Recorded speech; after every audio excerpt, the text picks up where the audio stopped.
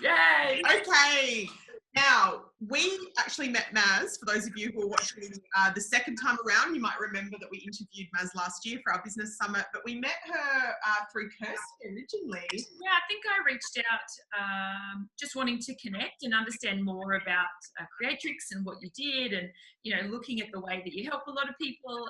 And, you know, I met Melinda, and so it was awesome to speak to you last time. And we know that your story is really going to resonate, particularly the success and the image of what people think success is, and the reality of what it often is as well. So we're really excited to have you share, you know, what it is that you do and what your journey's been. So I guess before we get started on the hardcore questions about what does success actually mean, let's hear a little bit about Creatrix and your business, because it's interesting. I think a lot of people will be really interested to know about this.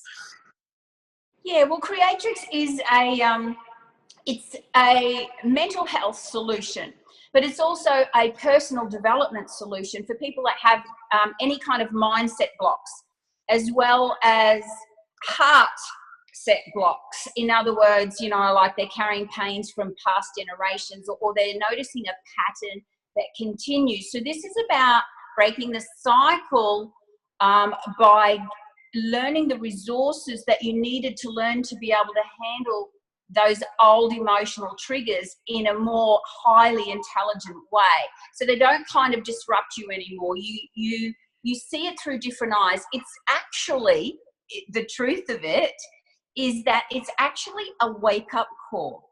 And you see them in nature where, you know, some guy wakes up and he is in hospital and he's told, oh, you just had a heart attack, and he says the world went silent. I could just see their mouths all moving, but I myself, you know, the world went silent, time stood still. And that's the other thing that they say. And then, you know, they might be 50 years old, they're overweight, they've got diabetes, they've never been able to lose weight. But now, because of that one wake-up call that is an inside-out PTSD, really, trigger moment, he, in 2 years' time, is running marathons, winning them for his age group, and has written a cookbook and is now teaching other people how to do the same thing. But what he doesn't know is that he's teaching them what he did, not, he doesn't realize what really did happen in the eye of the wake-up call. And Creatrix is an on-purpose eye of a wake-up call, where you get kind of a new perception on reality to do with whatever that issue is. So he might still have problems with relationships or something, but he doesn't have a problem in this area anymore. And in actual fact, he's broken the entire generational cycle because of the shock. So there has to be a shock, there has to be time standstill, and there has to be that silence of the world, and you don't see through your filters. Yes. And me, myself, having my own wake-up call when I developed epilepsy, when I was fleeing for the second time in a phone box, that was mine. And for a long time, I taught what I did, thinking that was going to help other people turn their life around like I had. Yeah. But it was many, many, many years later that I was able to kind of create Creatrix. So I had done a million other things. I knew so many modalities, it was ridiculous, off the Richter scale, in the way of like, how many can one person learn in a lifetime? But they weren't cutting it. They just were not cutting it. And, you know, they weren't breaking cycles. They might get you to let go of the emotion, but it would eventually regenerate within 18 months. I was really researching results and outcomes, because that's what, you know, I wanted to break the cycle. So that's when I realized, oh my gosh, through innovating a solution that would cut through, I realized in hindsight, I had created a wake-up call. Yeah, you created what people... And I was like, wow, now I kind of get, how can somebody who dropped out of school at 14 to be a checkout chick, and then supposedly all I had to do was, you know, get married, and then my mother wouldn't have to worry about me anymore, because I would be, you know, off her hands. Off her hands. Yeah, God bless my mummy.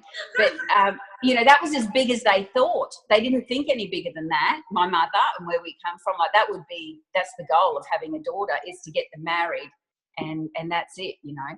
Yeah. But, yeah, really interesting that I had broken the intergenerational cycle. You know, I knew I had like when I developed epilepsy in that phone box, I just remember opening my eyes and the world was silent and time stood still. And I remember just looking, you know, because I'd pulled up to ring my mum, and because I was in an old bomby car, fleeing, moving into what they call emergency housing, and it was the last chance. After 6 protection orders, it was the last chance, and the cycle was so ingrained in us, like, to believe we were victims, the women, and that that's what we were worth, is just, and men were dominant and men could get away with everything and men ruled, and, you know, all of that.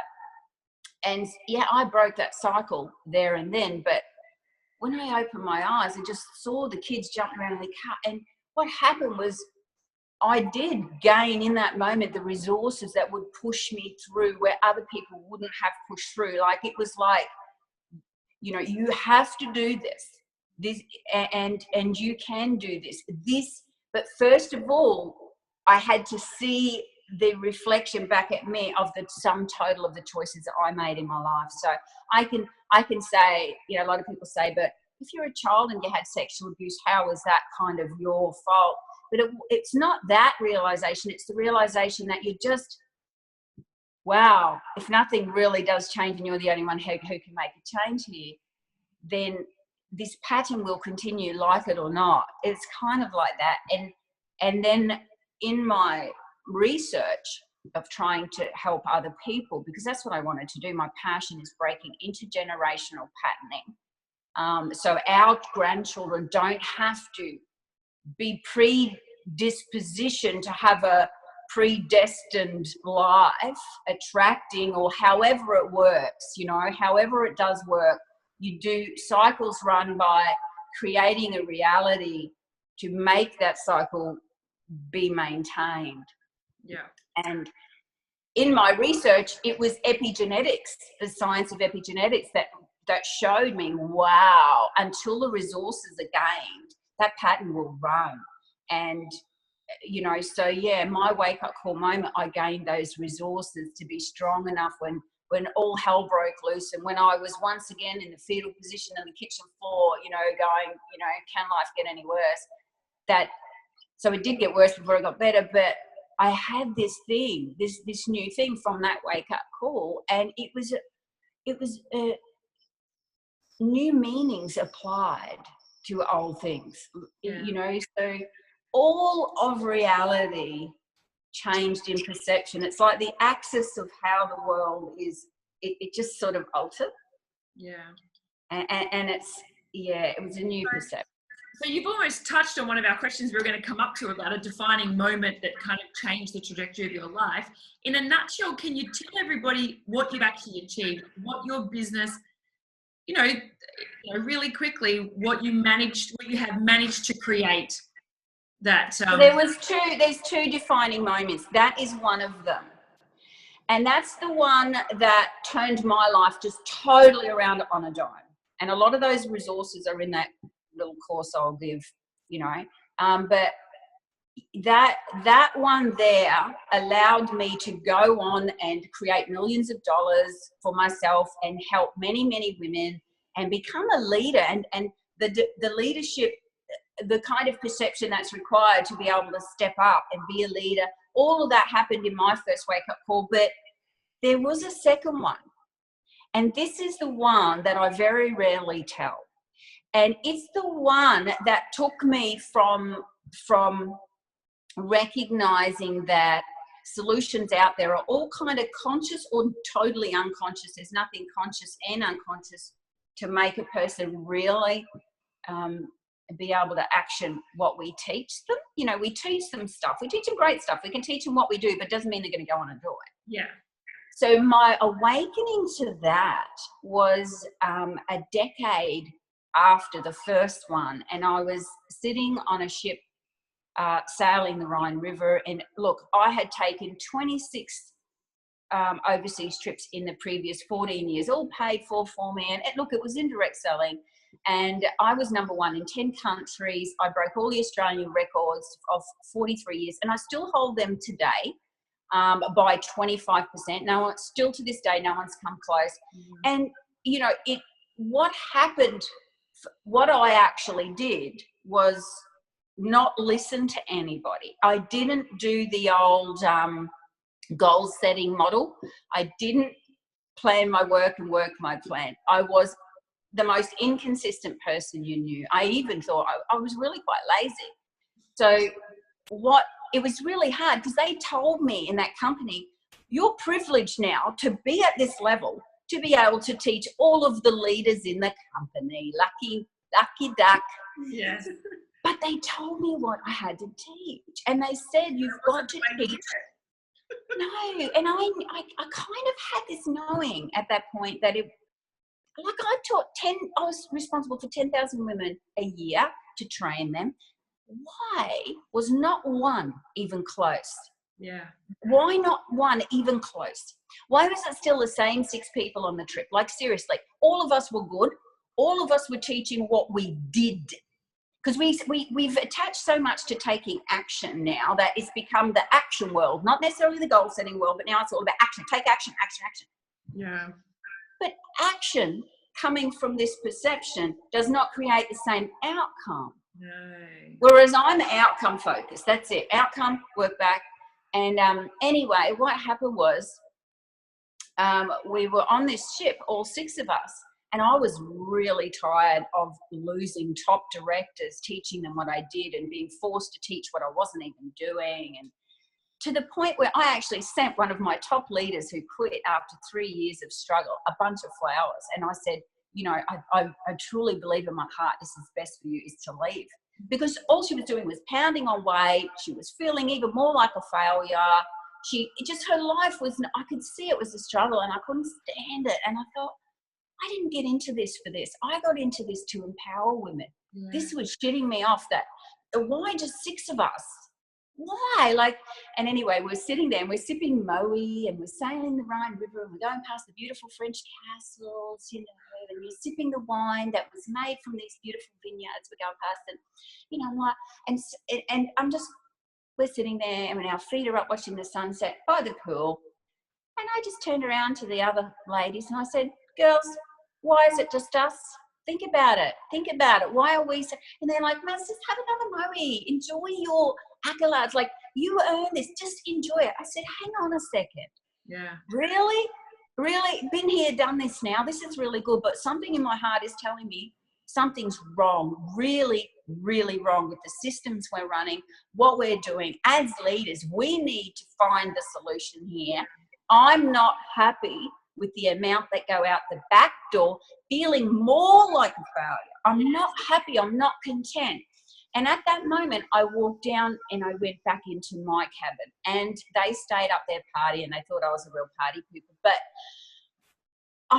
from that moment, I went into research mode, 18 hours a day, 7 days a week for 6 years, pretty much. You know, everyone else is doing everything. And Maz is a total party pooper. I would sleep on the couch, roll out of bed, research, get back on the couch. You know, a lot of people were concerned about my health, but what I was doing was just, I'm going, no, I am finding the solution. And that's when I learned these modalities and I did these courses and I traveled and I just did whatever it took. How does this damn brain work? What is happening? And when I went to all of these, because I'm not indoctrinated into academia like psychology, one of the first things they're told is you can never fix someone, you've just got to work with, you know, their choices that they're currently making and whatever that takes, which is usually only medication because they're going to have to numb it down, right? Or coping techniques, which coping causes suppressed emotions to erupt later and causes a nervous breakdown. That's my theory anyway. I've got many theories. Yeah. But many hypotheses, but all I'm doing is I'm out there proving. I've just released a video where I'm interviewing psychologists and all of them and their opinion of Creatrix, and they back me up on it now. But awesome. Yeah, so that research led me to joining some jobs that have never been linked, girls. Think about this. Epigenetics is proven in cows that what they do is they feed the cow a favourite food, and they electrocute them at the time so that fear gets attached to this favourite food. 14 generations, the mere smell or sight of that food still triggers a traumatic internal, emotional, mental response. Yeah. Major response in the body felt by the cells. And so the DNA memory, so epigenetics is just evidence now that we've got the same number of cells as a plant, but what makes us different is how each, genes, is how each gene expresses itself. And it's got like hundreds of thousands of choices on how it expresses. And to run the pattern of a negative expression, which is only shown by a negative response, emotionally or mentally, I was like, wow, hang on a second. So the fear of rejection on a telephone for a woman in business, it's not the fear of rejection of the person about the business.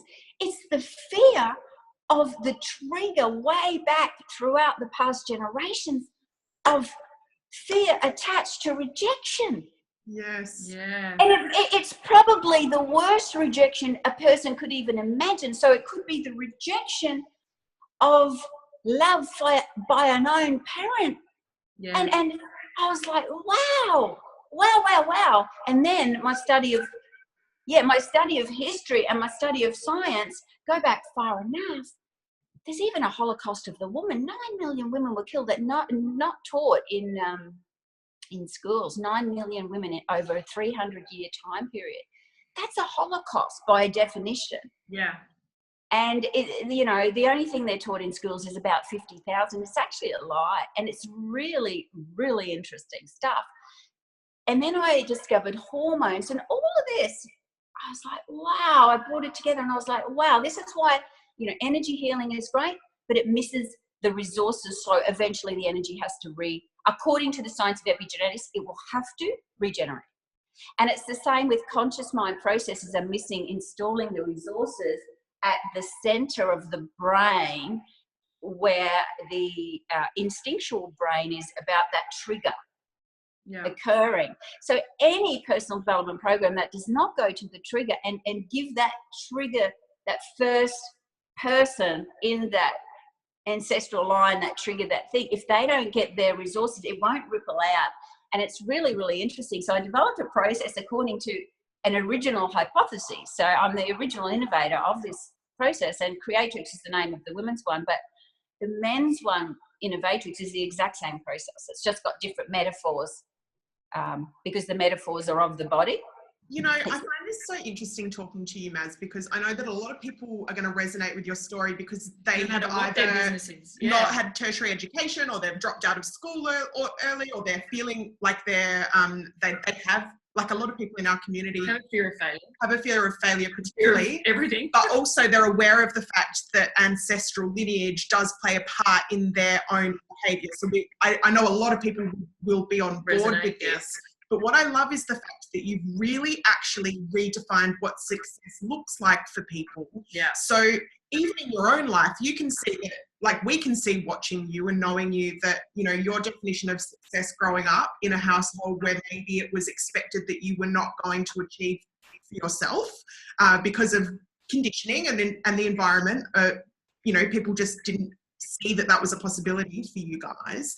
Now, fast forward, you've completely flipped that on its head. So I'm really interested to know, like for you as a woman in business, what does success look and feel like to you now compared to maybe what you thought you were even capable of years ago? Yeah. Oh, definitely. Okay. So success to me now is flexibility and choice and opportunity.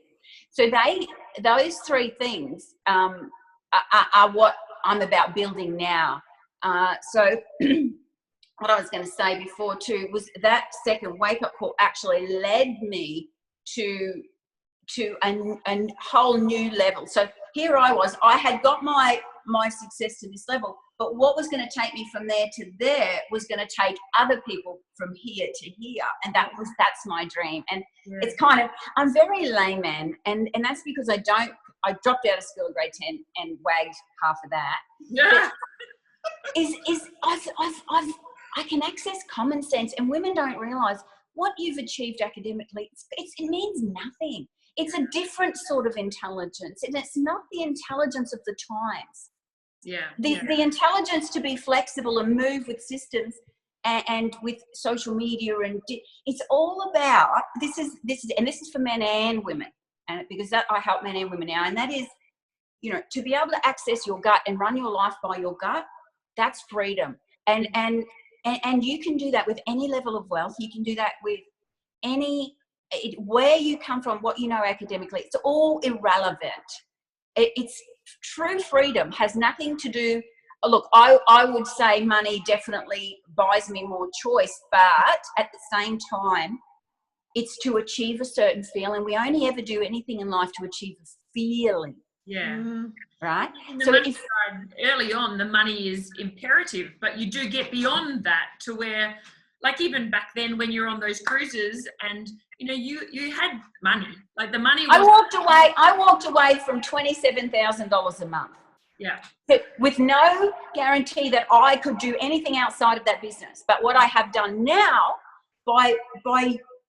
I used to call it the female success model. Now I'm actually thinking it is the success model, because the men that I train now, I'm realizing, wow, they're very similar. It's just that they've bought into the old way. And that is running your life from your gut. Your gut brain is your most oldest. That's why it's the smallest. At the top of your spine is this really small brain, and that's your instinctual brain. And then there's this other one that developed later in time, and that's your emotional brain. And women's is much bigger than men's, and that's because we had to bond with the baby and blah, blah, blah. And then there's this third brain, the thinking brain, right? Now, the reason I think it was such a small brain on the top of the spinal stem is that it's biggest down below in the stomach. Wow. And we just forget, like, we do have cues, and it's getting back in touch with that, and that takes self-trust and faith. And we've got to get people, when you run on that, and you can then, you get the good feelings from not buying into this bullshit up here, this head, this thing, this thinking brain. We've given it too much credit. That's the one that goes to school, girls. And, you know, men, women, whoever's watching this, you know, we're all giving this brain, and a lot of personal development programs are only for the brain. It's about planning a working a plan, very compartmentalized areas of life. That's a male brain, number one, mostly, that can do that. Women will always struggle within that framework, even more so than a man if there's compartments. You know, if they say compartmentalized, good luck, girls. It ain't happening. It ain't happening. But guess what? You've got a gut. It's even better. It's even better. And if everything's chaotic, but we can get you peace in your gut, the chaos doesn't cause you an outcome of a negative feeling. It's like, oh, well, that's life. You know, like this morning, I lost power in the office just before this call. And I'm like, how can this work? What's wrong with this device? And I'm like, what's wrong with this other device? And then I'm like, duh, you know, the light's not on the power switches, and, you know, that. And then, like I shared with you girls, my own issue of having to flee out of town during mid-course, you know, all that chaos. It still doesn't stop me feeling internally. I feel whole, complete. I don't judge myself. I feel like, this is my life and I can deal with it. That is freedom. That's freedom. Because, you know, when you think back, like when you look at women in business that are starting out, and it is about the money, because for whatever reason, you have to be earning enough money to be able to do that rather than go back to a job. And the reason they need that is because when they're low on money or they have bills, they have a horrible feeling in their tummy, right? They have an anxiety. They have a, like, oh, you know, their heart might race. That pushes money away from you. So that actually repels the money. So you can't go, like, this is my question, how's it working for you right now? Because that, my friends, is the problem. So you obviously all the worry about making money. I don't think about money. No. And people who make a lot of money, they don't think about money. But people who have no money think about money all day long. Yes. So we need to, first of all, break the pattern of thinking about money, which means releasing the fear. Yeah. Because the fear is triggering the thinking about money. So when you don't worry about it anymore, even though you've got none, you mightn't be able to eat next week, but the worrying about it is repelling the very thing you most want. And focus on expands. Yeah. Focus on that. Your lack of it will expand. But if you work on your happiness and getting rid of that anxiety and that, have happiness and joy in your life. So I've got a question that I just want to throw out here that kind of, we didn't warn you about this one, Maz, but I am interested to know. So obviously we know that you are financially successful in your business and you don't shy away from telling people that because you're inspiring to many. So what I think a lot of people would like to know is, what does your week look like? A successful week for you, because you're not focusing on money, you're not focusing on hustling, you've got the ability to basically go out and do whatever you want when a crisis hits. And that's not by accident, that's a life by design. It's a business that you have created that fits your lifestyle.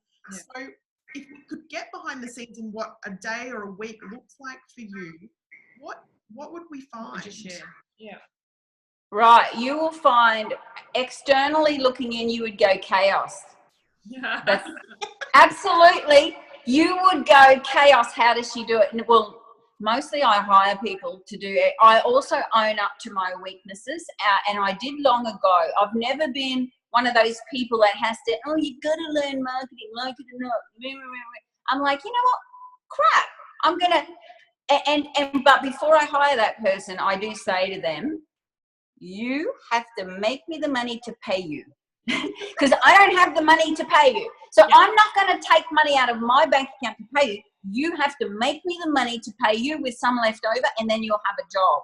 So I kind of, just go to the basics of that. But my week at this level, though, I have bought myself the luxury of this, but it, how to explain it really is, I sleep when I'm tired. I eat when I'm hungry.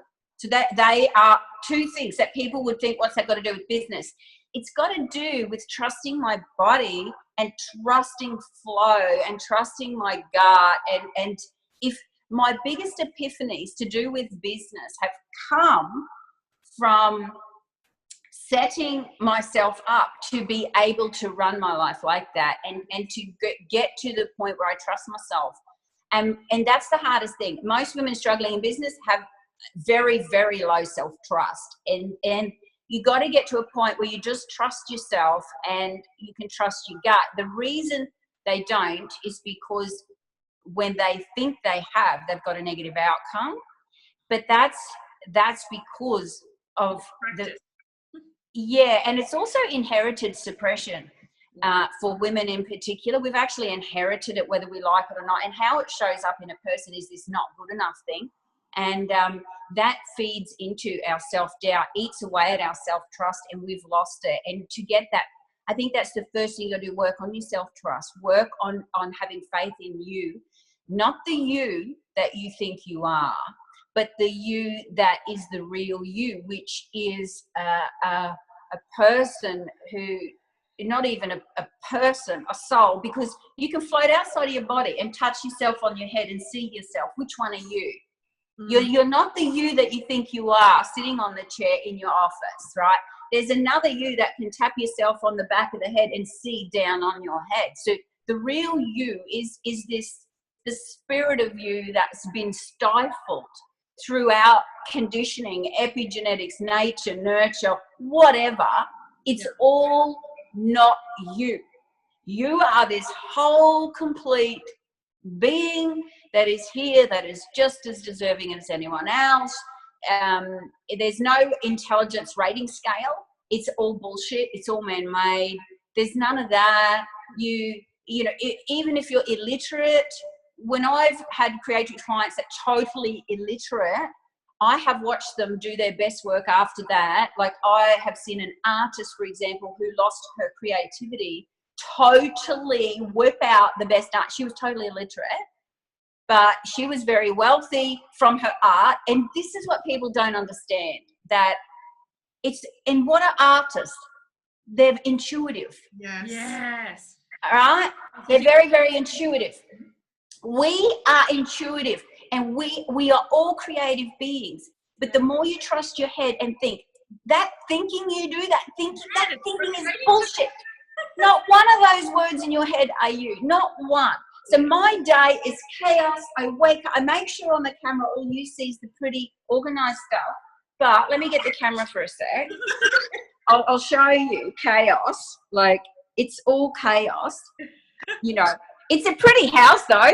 You know, I've got all the pretties, but the truth is I got 2 wings and 6 bathrooms, but I only live in just the kitchen, the tiny little lounge, and I sleep on the couch more than I sleep in my bed because it's just not convenient. I don't want to go up those bloody stairs and up there and have to make my bed.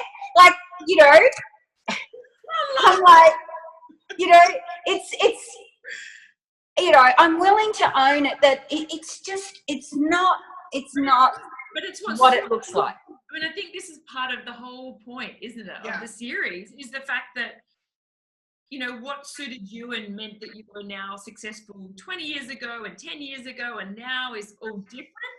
But right now, you know, it's almost like you've kind of, from a monetary perspective, got everything, and you don't actually need everything anyway, because that's it's all around me. It's all around me. It's all around me. Yes, I can have whatever I want. Pretty much I can, right?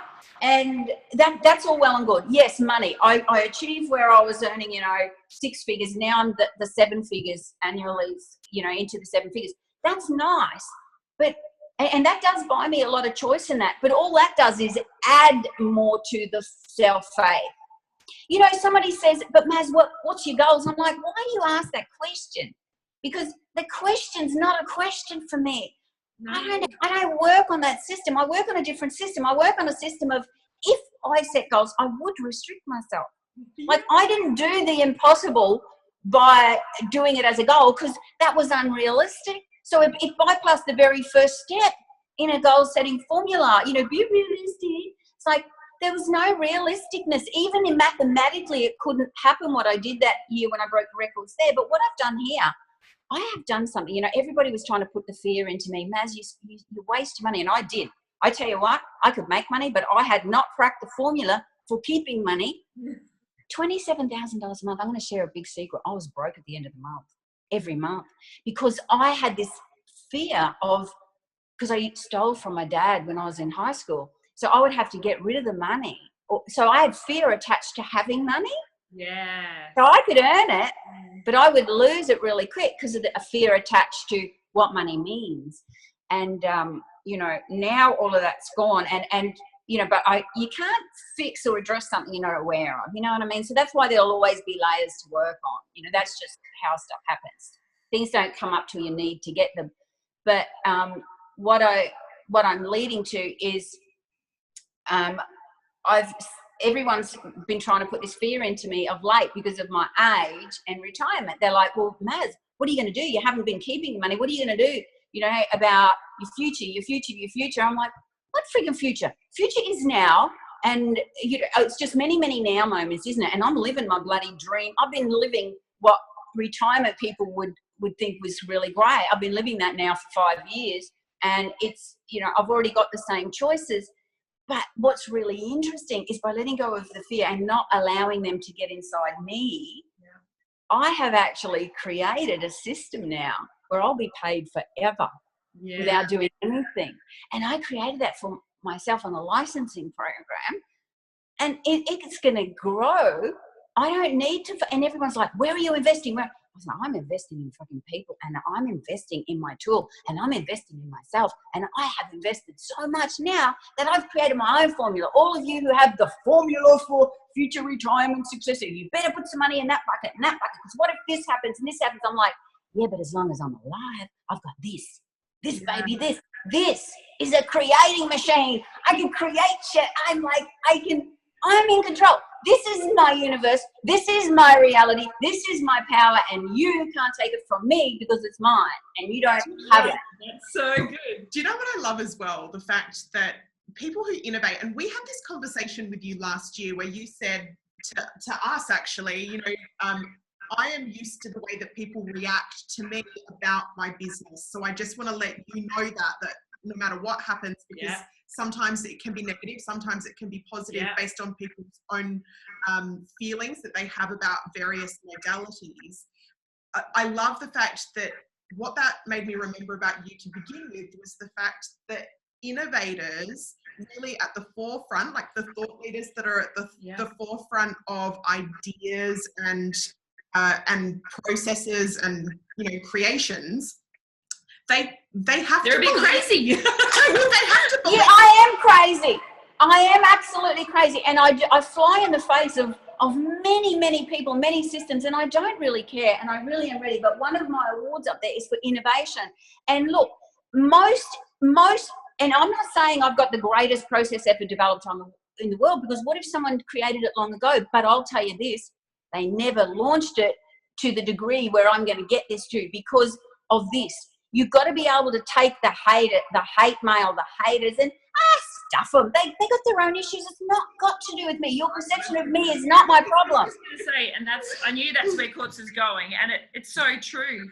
Well, look, I'll tell you now, most of my haters come from other modalities who swear by theirs, but they haven't done the research I've done. They haven't linked the dots. They haven't noticed 18 months down the track. My target market is people that are at a point, they've been in the industry for at least 5 years. They now know that nothing's really sticking and breaking the intergenerational cycles. When they're at that point, they know. They know. They come to me then and they're like, hang on a minute. Even people are eating their words later. They're coming back to me and going, wow, that's actually really amazing what you're doing. I think I do want to have a little peek. So, but if it's like at the moment, we're just about to release this video, right? So if you hang around on the Institute of Women Facebook page, you'll see it. We're releasing it only in the next week. And it's psychologists, CBT professionals, EMDR, faster EFT, master NLPs. We've got a woman that runs a massive allied health centre where she hires them all inside of her centre. She's used a psychologist. She's tried the whole works and nothing. I mean, we even released her husband's a chiropractor, and he's coming to do the Innovatrix course now.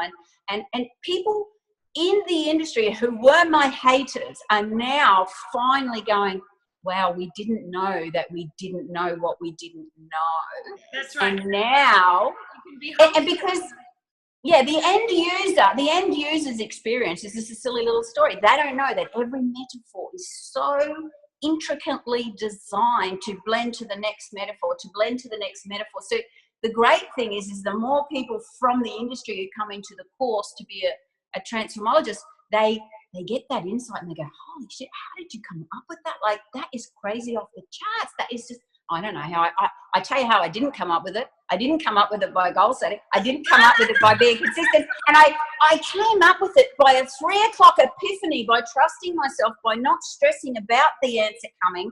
It is only when you put everything down and you can go into a peaceful state that information then comes through. It's like you invited it by your research, you invited it by your intention to solve the problem. Someone said to me, because I declared great things this year, I have said to everybody, I don't know how this is happening, but it's happening. And they're like, yeah, but how, Maz? Like, you just, this is a little bit weird that you're saying you're going to do all this. And I'm like, yeah, but you're asking the wrong questions, darling. I don't even ask that question. I never go how. I am not a how person. How stuff happens, I don't know.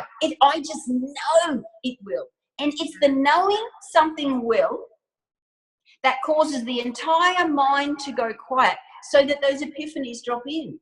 Yeah. It's being able to open you. I say this all the time, like, you know, whenever I go on a holiday and totally put down tools, and, you know, that's when my creativity comes. Yeah. That's when my inspiration comes. And I think one of the biggest takeaways everybody has to take from this is sit in silence and open up and listen to your intuition, listen to your gut. And how many times have we talked about the fact that, you know, we set we look at what we want for ourselves in our lives individually, but also for Smart Chicks, obviously. And, we have conversations about this, but how would that happen? But what do And we we're like, we don't know, and we'll then just do this. we just decided one day that We just do it. our rule is, does it feel heavy or light? And if it feels light, then we do it. decide that we're going to do it. Girls, look, your success formula, even whether you know it or not, it's not what you do, and it's not the how. And I don't know a single highly successful woman. She might be teaching the how, but she ain't doing that. She is just a woman operating on what feels like the thing to do at the time, and she trusts that, and that's the difference. And I'm not sure yet if it's the success formula or whether it's the female success formula, because a lot of these guys I'm now working with who now are Epigenetics transformologists, a lot of them are coming away from trusting their head too. A lot of them, and they're like one of them, Martin, I was talking to him last night, he's like, I don't know, it's just happening. I don't know where they're coming from as this is happening, because now I'm free of all my baggage. I'm like, yeah, exactly. Because fear attracts more things to have to fear. Drop the fear. And I'm not a believer in there's fear or love. I'm a believer in there's fear or nature and just running in a calm state. No, you don't have to have love. You can have what Deepak Chopra says is the definition of peace, which is nothing in your bloody head. And it's nothing. And the nothingness is more valuable than all the thinking on the planet. Yes. Oh, now I know that there's going to be people chasing us down, trying to get in touch with you after this. So tell us, what is the best way for people to get in contact with you? And we do have a gift for everyone, don't we, that you're going to email out to them, and they can also just... I'm going to give them a course. I'll give them a course. It's 8 modules. It's called Turn Your Life Around in 8 Hours or Less. It's all of the basic principles of what I teach, just the beautiful foundation that if you launch anything from that place, then everything else becomes more valuable that you do. It's all about getting the foundation nice and solid. So I'll give them that. That's a one-day program I used to do where people had to pay $247 and come to me to actually get that. I will give that to your Maybe you can put the link in for this video that you're releasing, because I will. I'll put the link that takes them directly to that. They can then get to know and see more from there. The other thing is the best way to get in touch with me is maz@globaltransformatrix.com. Even though I run the Institute of Women International, that's a really big company at the moment, running out of 7 countries, but it's Global Transformatrix. I've had to up-brand because of the men. And introducing transformology now, which is more of why Creatrix works, which means there'll be more tools coming. Creatrix is beautiful for cleaning out the past and bringing you to now, but there's a new tool I've just innovating that will take you into your future self right now. So it will speed up your success. It will put you there now. Like, it's off the charts. Like, we're all going, can this be true? But yes, it's working on the people. It's not long lasting though. You need to have the process every month. So it's a bit different because it's the future, whereas the Creatrix is playing in the past. But yeah, that's how they can get in contact.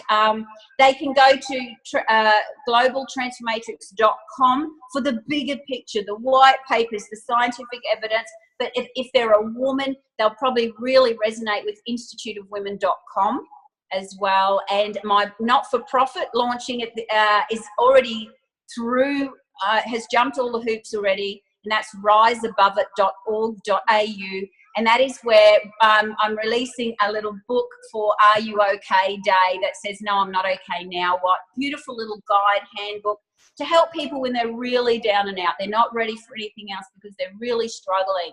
And that's going to be their little life-saving handbook that can help them the system out there is not really sound. And this gives them something to help them take account of what they can do for themselves. So that's coming, that will be launching this year in time for Are You OK Day. So that's everything I've got going at the moment.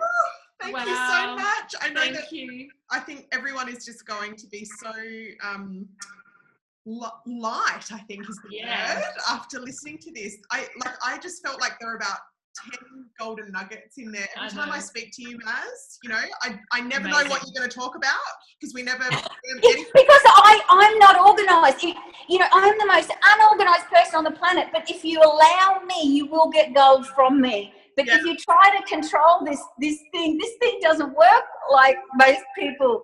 You know, I know we are over time, but I do want to ask one last thing. See if you can put it into a sentence.